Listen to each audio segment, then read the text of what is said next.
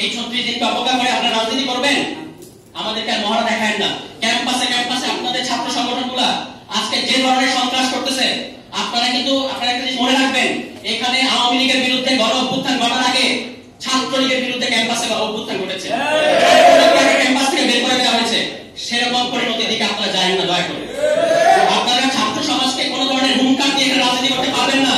আপনি ছাত্র দল হন, ছাত্র শিবির হন, অন্য যে হন, ছাত্র সমাজের গায়ে একটা ফুলের টোকা দিয়ে এখানে কোন ধরনের রাজনীতি আপনি করতে পারবেন না, এটা পরিষ্কার।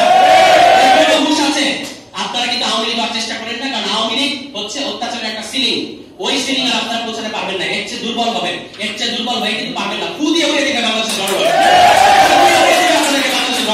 সুতরাং যদি রাজনীতি করতে হয়, জনগণের অধীন থেকে রাজনীতি করেন। জনগণকে হুঁশিয়ার করবেন না, জনগণের অত্যাচার করবেন না, জনগণকে কোন ধরনের প্রতিদিন আপনারা চাঁদাবাজি করতেছেন, প্রতিদিন এই প্রতিদিনের চাঁদাবাজি খবর জনগণের নাবিশ্বাস উঠতেছে। এবং আপনারা একটা খুব ভালো মজা পাইছেন যে এখানে এই সরকারকে প্রত্যেকটা মুহূর্তে প্রত্যেকটা পদে পদে কাজে বাধা দিচ্ছেন, প্রোক্লেমেশন করতে দিচ্ছেন না, সংবিধান করতে দিচ্ছেন না, রাষ্ট্রপতি পদে করতে দিচ্ছেন না। অন্যদিকে দোষ সব চাপাচ্ছেন ছাত্রদের গায়ে, যে ছাত্রদের কারণে এই এরকম হচ্ছে। আপনাদের এর চেয়ে মজার মডেল আর হয় না। নির্বাচিত হয়ে ক্ষমতায় আসার আগেই আপনারা আসলে ক্ষমতায় চলে গেছেন, ঘুষে আসেন। এবং এইটাই একমাত্র পথ যে বাংলাদেশে আগামী নির্বাচনটা যে বৈষম্যের বিরুদ্ধে যে কোটা সংস্কার আন্দোলন হয়েছে, বৈষম্য বিরোধী আন্দোলন হয়েছে, এই আন্দোলনের চাওয়াটা হচ্ছে বাংলাদেশে একটা গণতান্ত্রিক রাষ্ট্র হবে, যেটা আপনারা বানান নাই আপনাদের স্বার্থে। এখানে একটা গণতান্ত্রিক রাষ্ট্র হলে আপনাদের অনেক সমস্যা হয়, আমরা বুঝতে পারি। ওই যে এক ব্যক্তিকে যে ক্ষমতা কাঠামো সংবিধানের মধ্যে আল্লাহর পরে একমাত্র প্রধানমন্ত্রী হচ্ছে সবচেয়ে ক্ষমতাধর, এই যে ক্ষমতার কাঠামো, এইটা আপনাদের খুব মজা লাগে, আমরা বুঝতে পারি। কিন্তু এবার আমরা এটা করতে দিব না।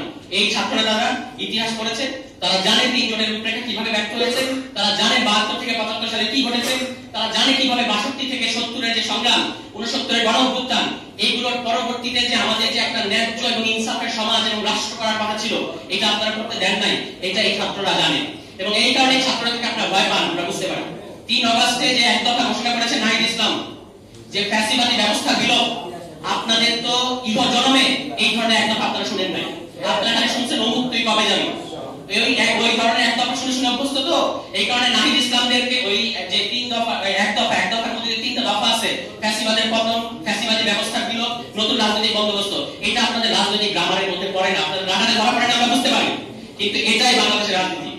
এই কোর্ট, যে কোর্ট ছাত্ররা কেটেছে, এই কোর্টে এসে রাজনীতি করতে হবে। আপনাদের কোর্টে, আপনাদের নির্বাচনবাদী রাজনীতি কোর্টে আর রাজনীতি হবে না।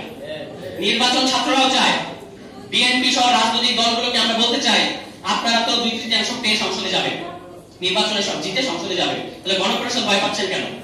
গণপরিষদের একটা নির্বাচন আপনাদের পররাষ্ট্র সেল চালায়, তারা পর্যন্ত বুঝতে পারে না গণপরিষদ নির্বাচন কি দল চালান আপনারা, স্কুলিং করেন আপনাদের নেতাদের, কেন্দ্রীয় নেতারা পর্যন্ত আপনারা বুঝতে পারেন না যে গণপরিষদ নির্বাচন বলতে একটা নির্বাচন আছে বাংলাদেশে। তারা আমাদেরকে শেখায় যে ভাই 69 গণঅভ্যুত্থানের পরেও তো নির্বাচন হয়েছে, তা আমরা কি অস্বীকার করছি? 69 গণঅভ্যুত্থানের পরে নির্বাচন হয়েছে, কিন্তু 69 গণঅভ্যুত্থানের পরে নির্বাচনটা কি নির্বাচন হয়েছিল? গণপরিষদ নির্বাচন হয়েছিল, সংসদ নির্বাচন হয় নাই। তাহলে আমরা যখন এখন বলেছি যে ডিসেম্বরে গণপরিষদ নির্বাচন দেন, আপনাদের ভয় পাচ্ছেন কেন? আপনারা ছাত্ররা তো ওয়েলকাম করেছে, নির্বাচন হবে, গণপরিষদ নির্বাচন হবে, যেখানে সংবিধান প্রণয়ন করা হবে। আপনারা যে 62 দফা সংস্কার প্রস্তাব দিচ্ছেন, কোথায় গিয়ে করবেন এই সংস্কার? সংসদে গিয়ে এই সংবিধান সংস্কার করলে কি হবে জানেন? এরপর আমরা যদি কোনোদিন 2/3 পাই, ওই 62 দফা আমরা বাতিল করে দিতে পারবো। আমাদেরকে কি ওই সুযোগ দিতে চান যে আপনারা 62 দফা শুধু সংস্কার করবেন, ধরে নিলাম ভালো ভালো সংস্কার করবেন, এবং তারপর আরেকটা দল ক্ষমতায় আসবে, তাদের হাতে যদি 2/3 থাকে, তারা ওগুলো বাতিল করে দিতে পারবে। এই হচ্ছে সংসদে গিয়ে সংবিধান সংস্কার করতে চাওয়ার যে খায়েশ, তার সমস্যা। এই কারণে ছাত্ররা বলেছে যে আপনি আগে ফাউন্ডেশনটা পরিষ্কার করেন, এই বিল্ডিংটা দাঁড়াবে না।